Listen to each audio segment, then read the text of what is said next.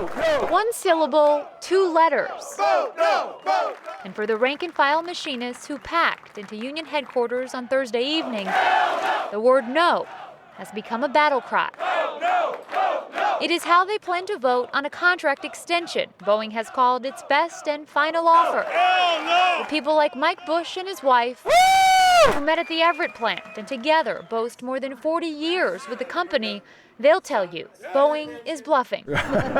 So will Jacob Bowers, Yep. who we met in the front row at this rally. Corporate greed. He's cheering for his mom Yep. and thousands of machinists just like her who say they've given everything to this company. Exactly.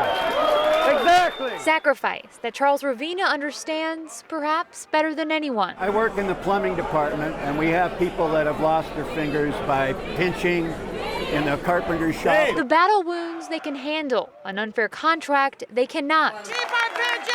So instead of being strong-armed into making concessions, We are Boeing. We are machinists. these machinists are simply saying no. Vote no. Vote no. One syllable, two letters, and a word that come Friday could decide everything. We'll just keep doing it. We'll just keep voting no. We're definitely not in this alone.